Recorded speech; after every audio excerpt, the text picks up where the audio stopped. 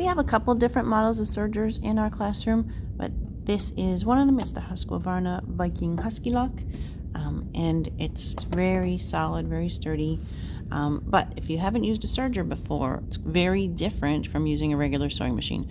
First of all, the flywheel is down here, and you can turn towards you. You'll see right away it's got 2 needles, and it's got 4 threads.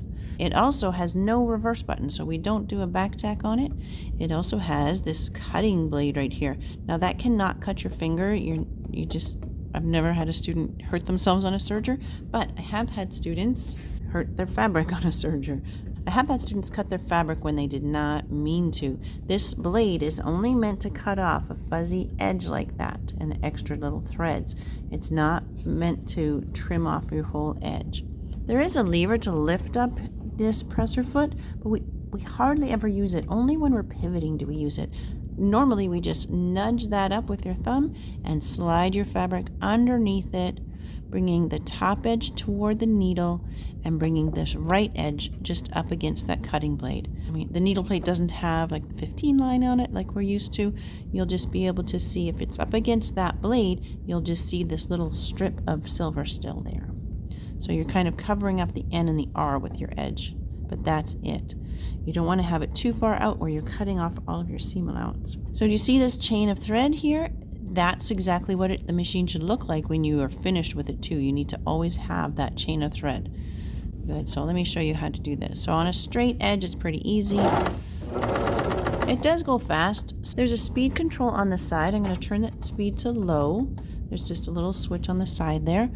So, but you still want to control with your foot. So you're not just pressing down and going, you're kind of going vroom, vroom, vroom with your foot, okay? Good. So we see all this little fuzz, it's going to trim that off.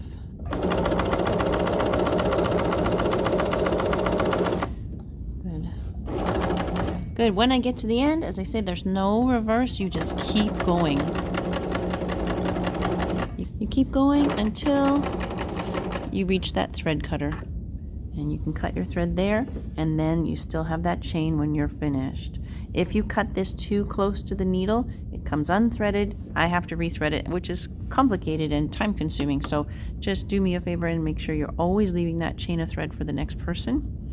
But it gives you a beautiful finish like that, and much nicer and more professional than zigzagging your edges. It's really beautiful.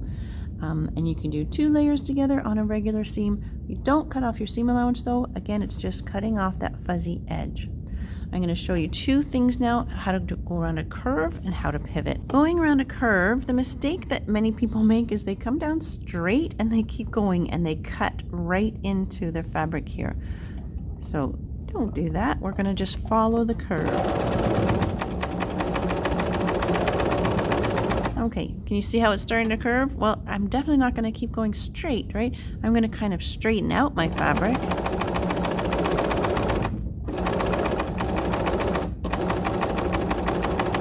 Good. Okay, so that's a curve. Now a pivot, I want to go and I want to do a couple more stitches until my 2 needles have come past that edge. Good enough.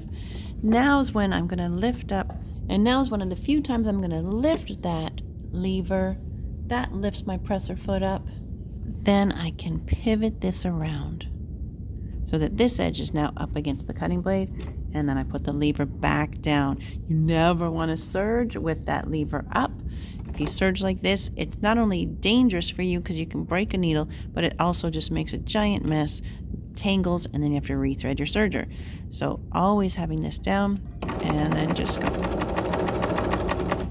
I'm going to do that one more time. Just lift up. Sometimes you have to disengage it off those little pins first, and then go.